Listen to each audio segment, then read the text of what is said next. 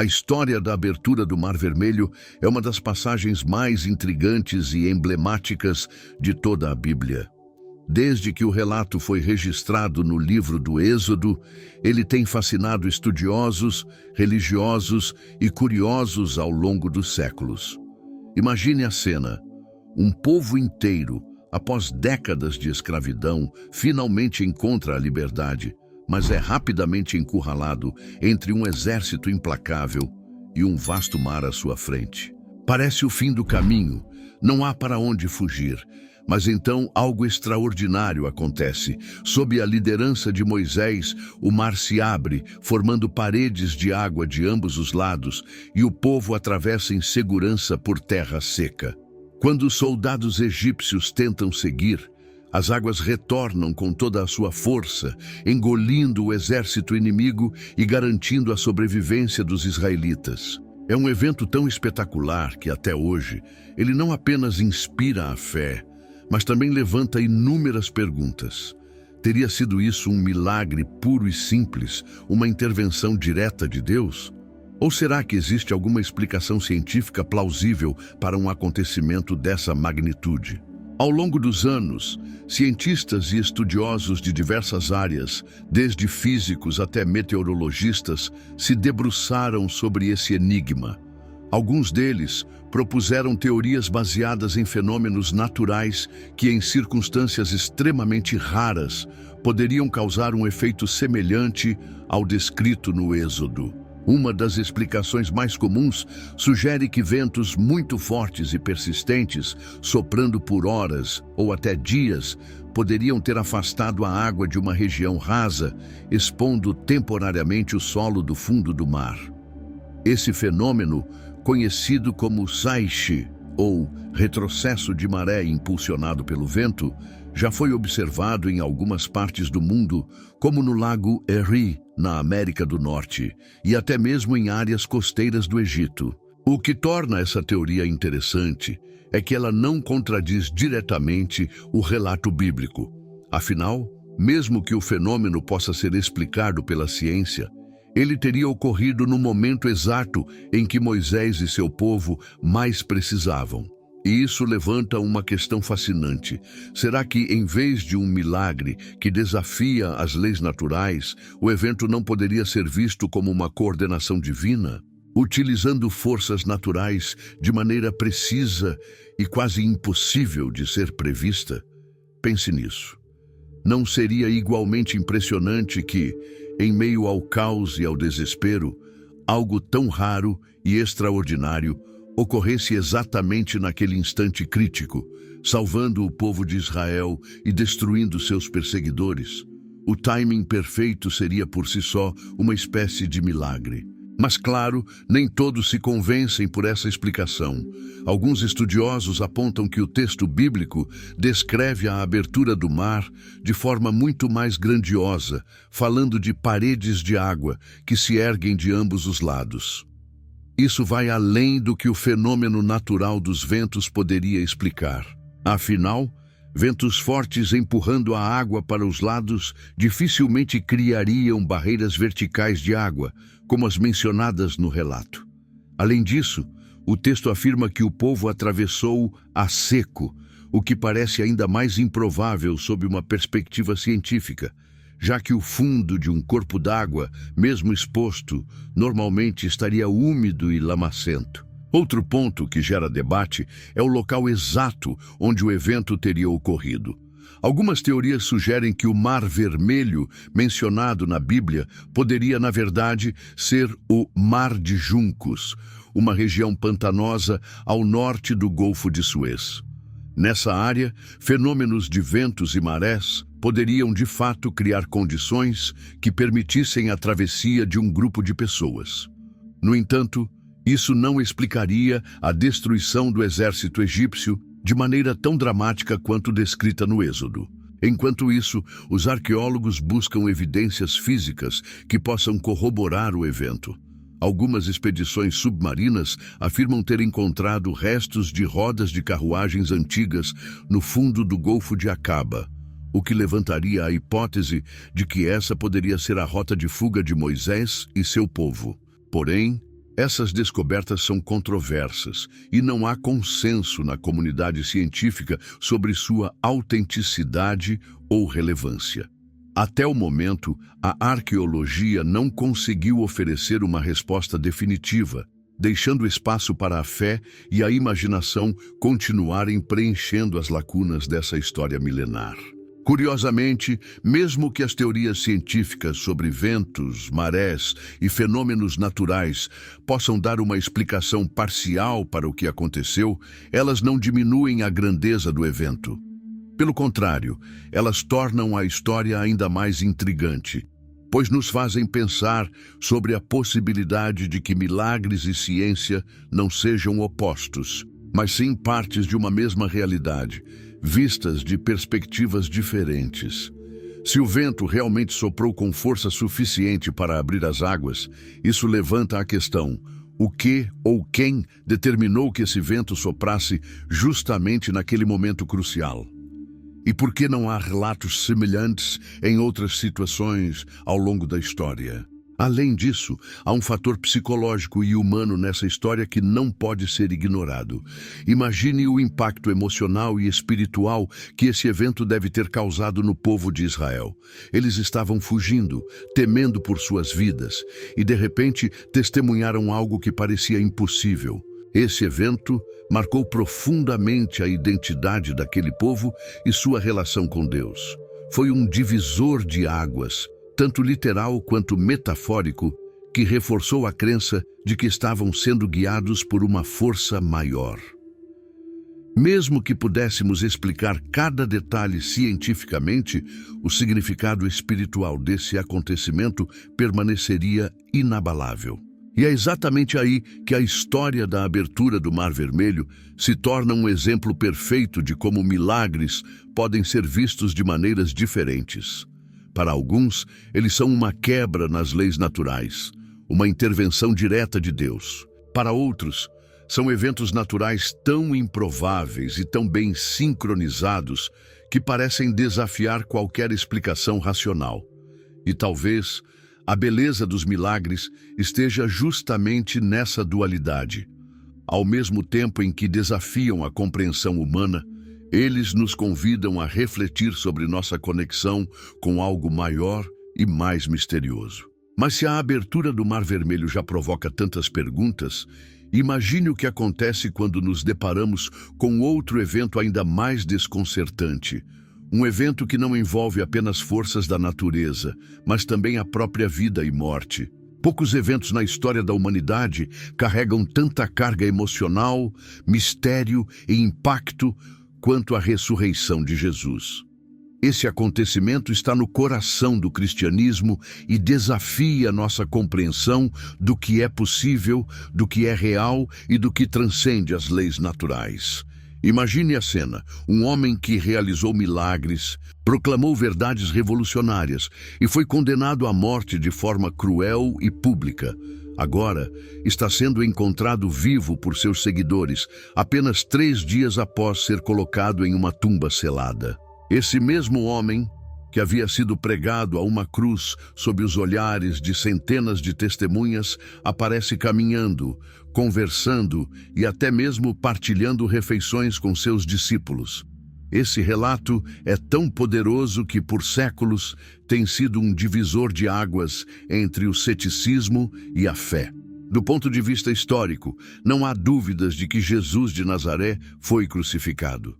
Os registros, não apenas bíblicos, mas também de fontes externas ao cristianismo, confirmam que sua execução foi um evento real, ocorrido sob a autoridade romana. O que torna a história tão intrigante, porém, não é a sua morte, mas o que aconteceu depois dela. Os evangelhos falam de uma tumba vazia e de múltiplas aparições de Jesus ressuscitado. Relatos que vão desde Maria Madalena, que teria sido a primeira a vê-lo, até encontros com grupos de discípulos e, mais tarde, com uma multidão de mais de 500 pessoas. Como explicar isso? Ao longo do tempo, céticos e estudiosos têm proposto várias teorias para tentar compreender o que poderia ter ocorrido. Uma das explicações mais comuns é a hipótese de que Jesus não teria realmente morrido, mas sim entrado em um estado de coma ou catalepsia, algo que poderia ser confundido com a morte naquela época. Segundo essa teoria, após ser retirado da cruz, ele teria recobrado a consciência e, de alguma forma, conseguido sair da tumba. No entanto, essa explicação enfrenta sérias dificuldades. A crucificação romana era brutal e eficiente. Os soldados eram treinados para garantir que o condenado estivesse realmente morto antes de ser retirado da cruz. E o próprio relato bíblico menciona que um dos soldados perfurou o lado de Jesus com uma lança, algo que seria fatal. Além disso, mesmo que de alguma forma ele tivesse sobrevivido, como um homem em estado tão debilitado poderia ter movido a pesada pedra que selava a entrada do túmulo e escapado sem ser notado pelos guardas? Outra teoria sugere que a ressurreição poderia ter sido fruto de alucinações coletivas. Nesse cenário, os discípulos, devastados pela perda de seu mestre, teriam experimentado visões de Jesus, causadas pelo trauma e pelo desejo intenso de acreditar que ele ainda estava vivo. Essa hipótese, porém, também apresenta algumas falhas. Alucinações são experiências profundamente pessoais e subjetivas, raramente ocorrendo em grupos, muito menos de forma coordenada e consistente, como os relatos sugerem. E mesmo que alguns poucos seguidores pudessem ter tido tais visões, isso dificilmente explicaria a transformação radical que ocorreu com eles. De homens assustados e escondidos, com medo de serem presos, eles se tornaram pregadores destemidos, dispostos a morrer por sua crença de que Jesus havia ressuscitado. Ainda há quem sugira que o corpo de Jesus foi simplesmente roubado por seus discípulos, numa tentativa de perpetuar a mensagem que ele pregava. Mas essa teoria levanta ainda mais questões. Por que um grupo de homens comuns arriscaria suas vidas para roubar o corpo, sabendo que seriam perseguidos por isso?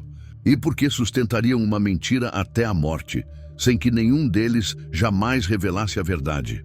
Pessoas podem até arriscar suas vidas por algo que acreditam ser verdade, mas dificilmente fariam isso por algo que sabem ser uma farsa.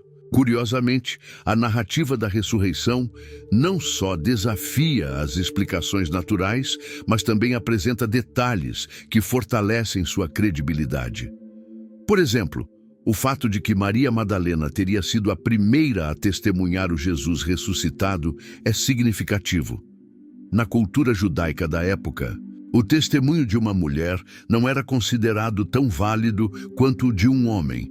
Se os evangelhos tivessem sido fabricados para convencer as pessoas, seria muito mais lógico colocar homens como as primeiras testemunhas, e não uma mulher. Esse detalhe, aparentemente inconveniente, sugere que os autores dos evangelhos estavam relatando o que realmente acreditavam ter acontecido, mesmo que isso não fosse a estratégia mais persuasiva para os padrões da época. A questão que permanece no ar é: se não foi um engano, uma alucinação, um roubo ou uma farsa, o que realmente aconteceu naquela manhã? Os relatos de aparições pós-ressurreição não falam apenas de visões vagas ou etéreas. Jesus é descrito como tendo um corpo físico, que podia ser tocado, mas que também apresentava características misteriosas, como a capacidade de aparecer e desaparecer repentinamente, atravessando portas fechadas. É como se ele estivesse em uma forma de existência que transcendesse as limitações normais do corpo humano. Isso levou muitos a acreditarem que a ressurreição não foi apenas um retorno à vida, mas uma transformação para uma nova forma de existência. Esse evento, se verdadeiro, não é apenas um milagre isolado, mas o centro de toda a mensagem cristã. Ele simboliza a vitória sobre a morte e a promessa de uma nova vida.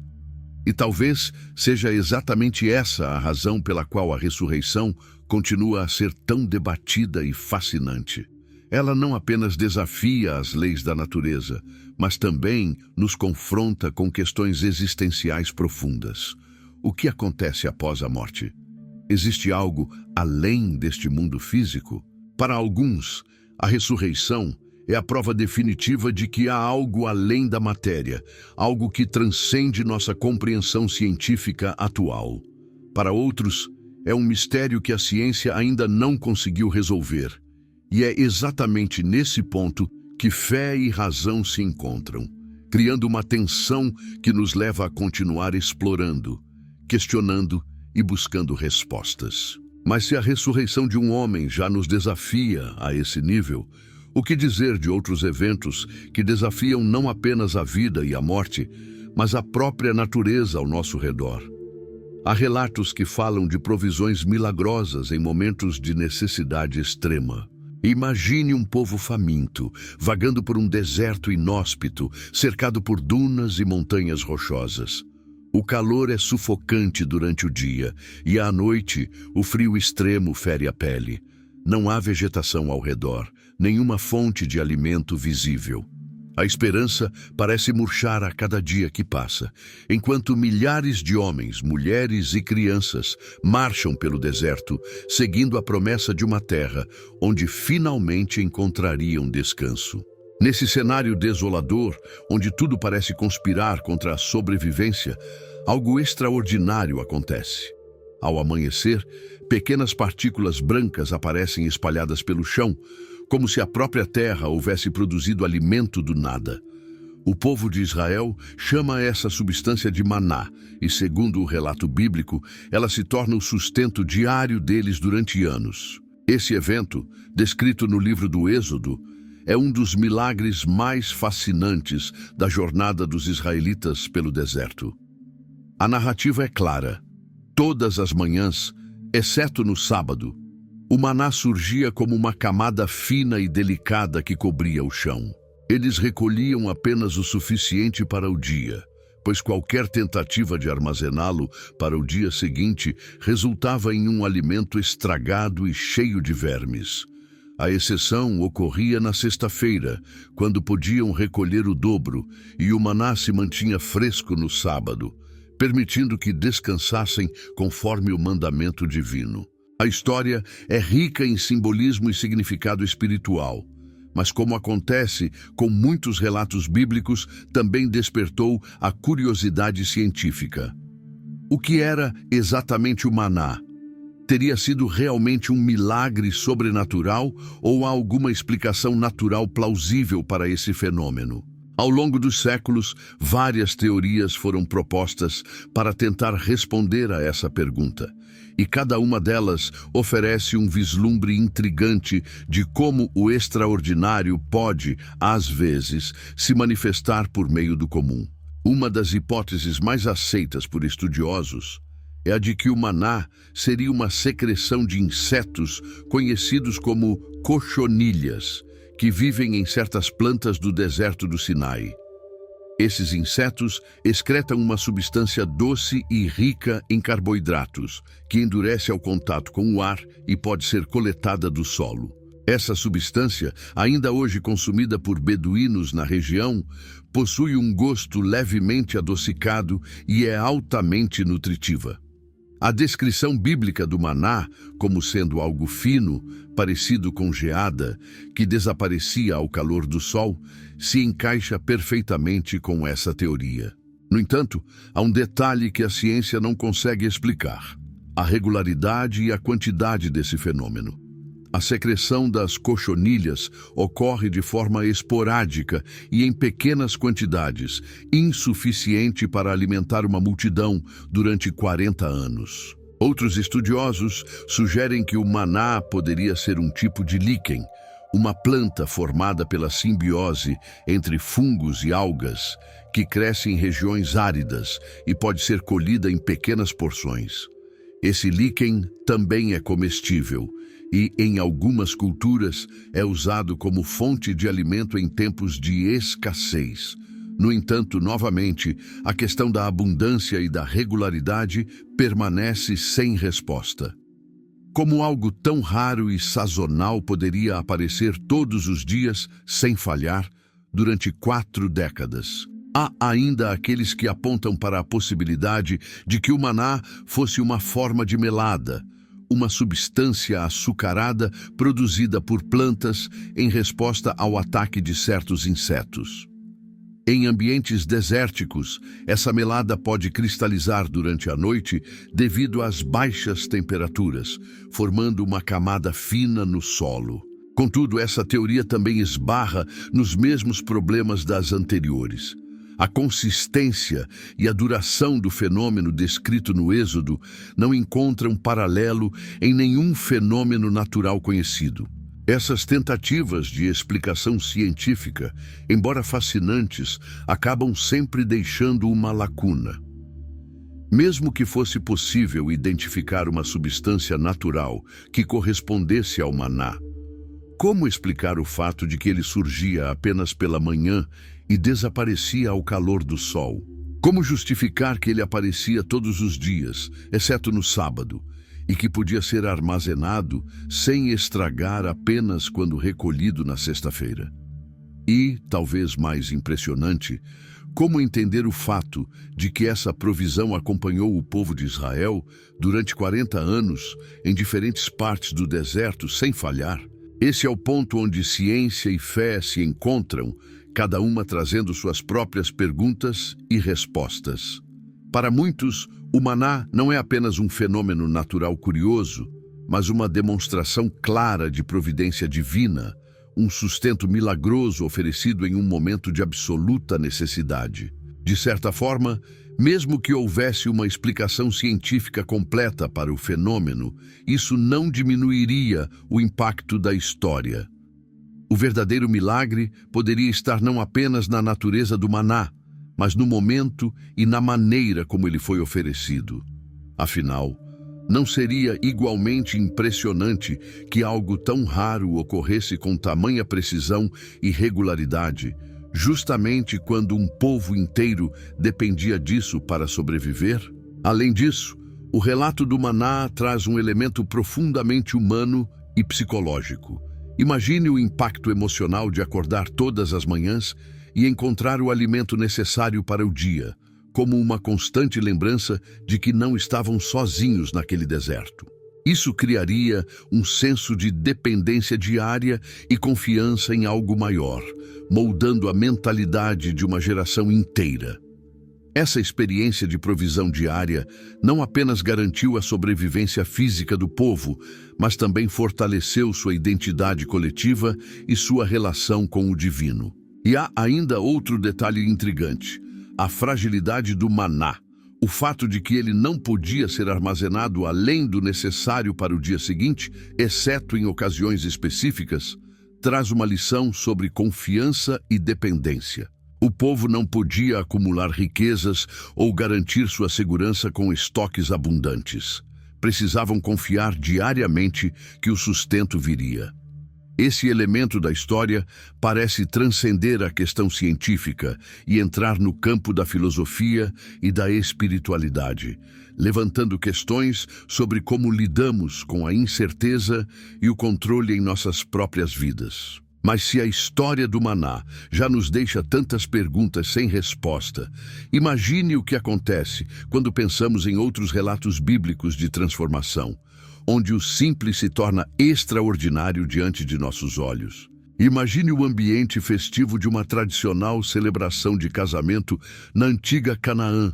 O som de risadas e músicas preenche o ar, enquanto as mesas estão repletas de convidados compartilhando histórias e brindes. Tudo corre bem, a alegria é palpável e o clima de comunhão entre amigos e familiares cria uma atmosfera quase mágica. No entanto, por trás das cenas de descontração, algo problemático acontece. O vinho, um elemento essencial para a continuidade da festa, está acabando. Para nós, hoje, isso poderia ser apenas um detalhe inconveniente. Mas, naquela época, em uma cultura onde a hospitalidade era uma questão de honra, ficar sem vinho em um casamento seria um desastre social. A família anfitriã enfrentaria constrangimento e vergonha pública. Maria, a mãe de Jesus, percebe a situação antes que ela se torne evidente para todos e, de forma discreta, se aproxima de seu filho. Não há longos discursos, apenas uma frase simples, quase como um pedido sutil. Eles não têm mais vinho.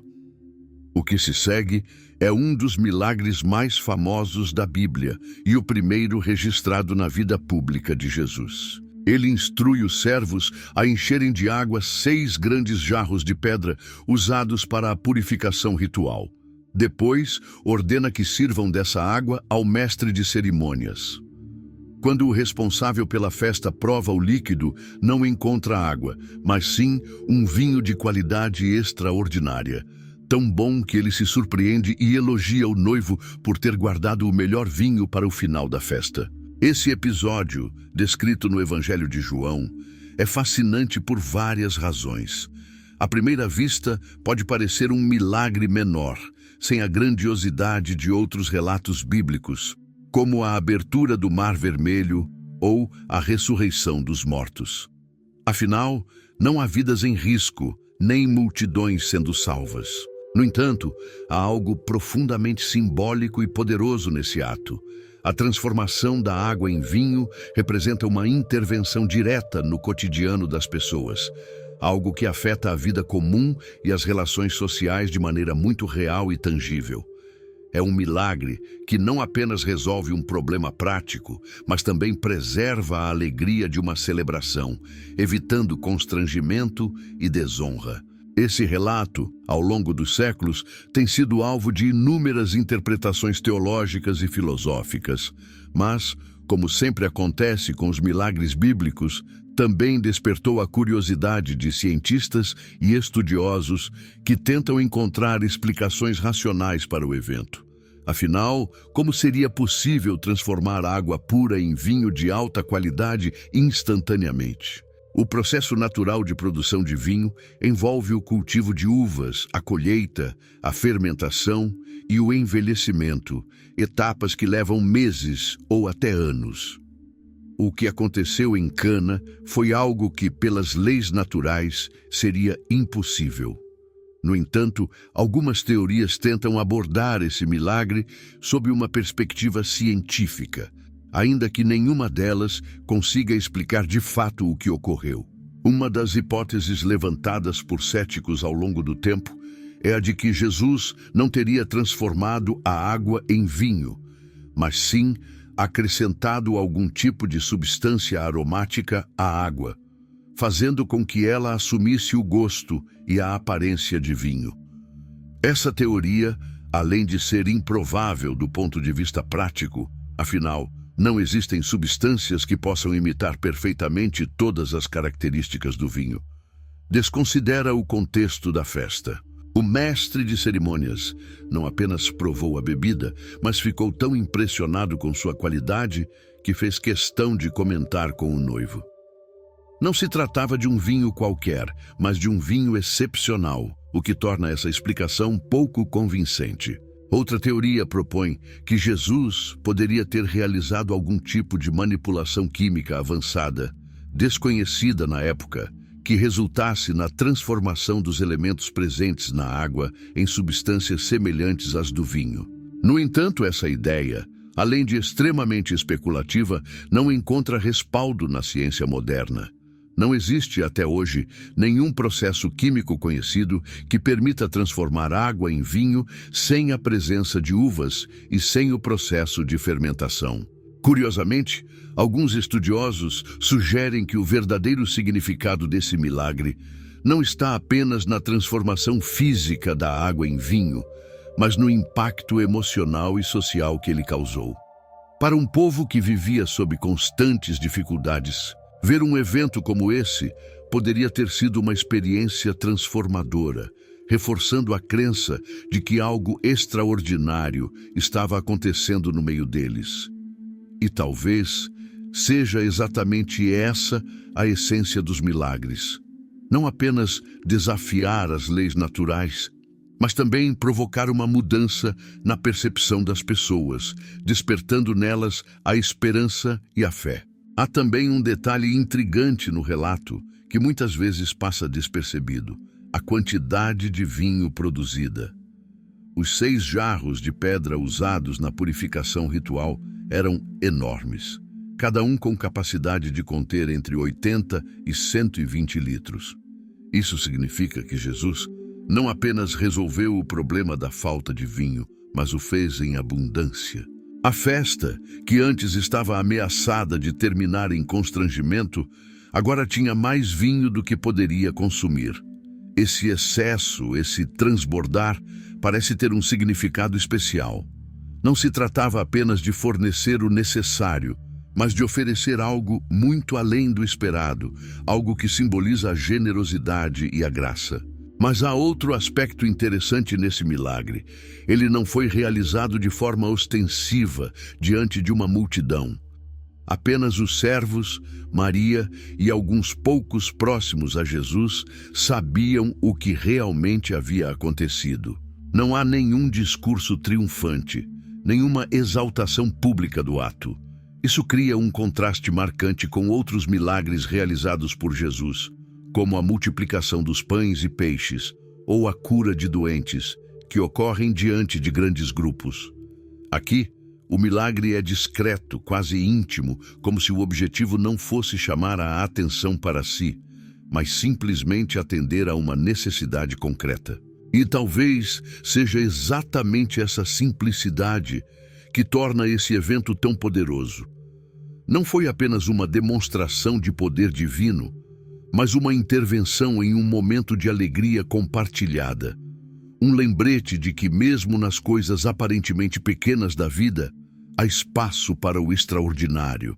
Esse milagre parece nos dizer que o sagrado pode se manifestar de maneiras sutis, nas festas, nas celebrações e até mesmo nas necessidades cotidianas que à primeira vista parecem banais. No entanto, se a transformação da água em vinho já nos deixa perplexos, imagine o que pensar de outro relato em que a multiplicação de recursos desafia todas as expectativas. Em um cenário onde milhares de pessoas estão à beira da fome. Imagine um hospital lotado, com corredores repletos de pacientes e médicos correndo de um lado para o outro, tentando dar conta da demanda. Em meio a toda essa agitação, você ouve sussurros vindos de um grupo reunido em uma sala de espera. Eles não estão falando sobre procedimentos médicos ou resultados de exames. Estão falando sobre algo extraordinário, algo que desafia qualquer explicação lógica. Um paciente que, contra todas as previsões, se recuperou de uma doença terminal. Os médicos não conseguem entender como isso aconteceu. Os familiares, ainda em choque, choram de alívio e gratidão. E algumas pessoas ao redor começam a sussurrar a palavra milagre. Esse tipo de cena não é incomum. E relatos de curas inexplicáveis continuam a surgir em diferentes partes do mundo, desafiando a ciência moderna e despertando debates intensos sobre a existência do sobrenatural. Milagres modernos, como são chamados, têm intrigado tanto religiosos quanto cientistas há séculos. Em muitos casos, são eventos que, pela lógica científica, não deveriam ocorrer. Pessoas com doenças incuráveis que, de repente, apresentam remissão completa. Acidentes gravíssimos de que alguém sai praticamente ileso. Ou fenômenos naturais que, por algum motivo, parecem se desviar no último segundo, salvando centenas de vidas. Para quem testemunha ou vive algo assim, a sensação é de que uma força maior interveio diretamente na realidade, desafiando as probabilidades. Um dos exemplos mais documentados de milagres modernos envolve o fenômeno das curas espontâneas. Embora a medicina tenha avançado enormemente e muitas doenças que antes eram consideradas fatais hoje possam ser tratadas, Ainda existem casos que deixam os cientistas perplexos. Imagine um paciente diagnosticado com um câncer agressivo, em estágio terminal, após esgotar todas as opções de tratamento. Os médicos, já sem esperanças, apenas oferecem cuidados paliativos para garantir que ele tenha conforto em seus últimos dias. De repente, sem qualquer intervenção adicional, os exames mostram que o tumor desapareceu completamente. Os médicos revisam o histórico, reexaminam o paciente, tentam encontrar alguma explicação racional, mas não conseguem. Tudo o que resta é um mistério. Esses casos, muitas vezes, são associados à fé. Pessoas que afirmam ter orado incessantemente ou ter recebido a visita de um líder espiritual logo antes da cura inexplicável, frequentemente interpretam o ocorrido como uma intervenção divina. E, de fato, essa relação entre fé e saúde já foi objeto de inúmeros estudos científicos. Embora a ciência ainda não tenha uma explicação definitiva, há indícios de que a crença e a esperança genuína podem desencadear mudanças positivas no organismo, como a redução do estresse, o fortalecimento do sistema imunológico e até mesmo a aceleração da recuperação de algumas doenças. No entanto, nem todos os milagres modernos envolvem curas.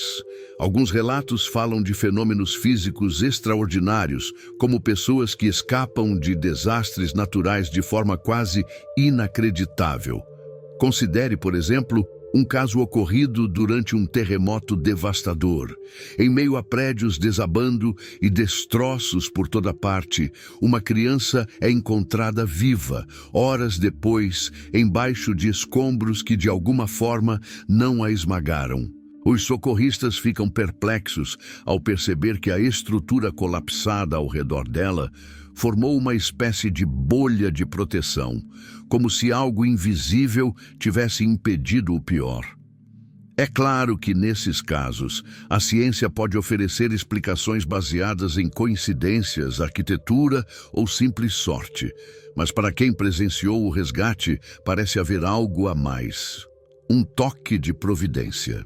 Outro fenômeno intrigante relacionado a milagres modernos são as chamadas sincronicidades improváveis, que acontecem em momentos críticos. Imagine que você está dirigindo em uma estrada deserta à noite e seu carro, de repente, quebra. Sem sinal de celular e sem qualquer ajuda à vista, a situação parece desesperadora. Mas minutos depois, um carro passa. Algo raro naquela região e naquele horário. A pessoa ao volante não apenas para ajudar, como, coincidentemente, tem exatamente a peça ou a ferramenta necessária para consertar o problema e permitir que você continue sua jornada. A ciência pode chamar isso de sorte ou acaso, mas há quem veja nesses eventos sinais de que forças invisíveis estão agindo, guiando as circunstâncias de forma precisa. Esses relatos modernos de milagres não se limitam a uma única cultura ou religião. Eles ocorrem em diferentes partes do mundo, em diversos contextos e envolvem pessoas de todas as crenças. Em alguns casos, os relatos são tão impactantes que dão origem a locais de peregrinação, onde milhares de pessoas vão em busca de cura ou simplesmente de uma experiência espiritual profunda. Um exemplo clássico é o Santuário de Lourdes, na França, onde inúmeros peregrinos afirmam ter recebido curas milagrosas após banharem-se nas águas do local. Os cientistas que estudam esses fenômenos frequentemente se deparam com uma barreira. Como testar algo que, por definição, é imprevisível e único? A ciência baseia-se em experimentos controlados e replicáveis. Mas os milagres parecem desafiar essa lógica, ocorrendo em momentos aleatórios e sob condições que não podem ser reproduzidas em laboratório. Isso não significa que a ciência rejeite completamente a possibilidade de que algo extraordinário esteja acontecendo. Pelo contrário, muitos cientistas reconhecem que existem lacunas no nosso conhecimento e que a realidade pode ser mais complexa do que imaginamos. Além das curas espontâneas e dos eventos de proteção inexplicável, há também relatos modernos de fenômenos luminosos associados a momentos de oração ou de experiência espiritual intensa. Pessoas afirmam ter visto luzes misteriosas, ouvido vozes ou sentido uma presença reconfortante durante situações de extremo perigo ou sofrimento. Esses fenômenos, embora subjetivos, têm sido relatados por pessoas de diferentes culturas e épocas, sugerindo que há algo universal na experiência do extraordinário. Mas talvez o aspecto mais interessante dos milagres modernos seja o impacto que eles têm na vida das pessoas. Quem experimenta algo assim, muitas vezes relata uma transformação profunda, passando a ver a vida de maneira diferente. Algumas pessoas encontram um propósito renovado, dedicando-se a ajudar os outros ou a explorar mais profundamente sua espiritualidade. Outras, mesmo sem aderir a uma fé específica, sentem-se conectadas a algo maior, algo que transcende a compreensão humana. E é exatamente essa sensação de transcendência que liga os milagres modernos aos relatos antigos de milagres bíblicos. Embora separados por milhares de anos e contextos completamente diferentes, ambos compartilham uma característica comum: a capacidade de nos fazer questionar o que realmente sabemos sobre o mundo e sobre a natureza da existência. Se nos dias de hoje ainda somos surpreendidos por eventos que desafiam nossa compreensão, talvez os milagres antigos não estejam tão distantes de nós quanto parecem.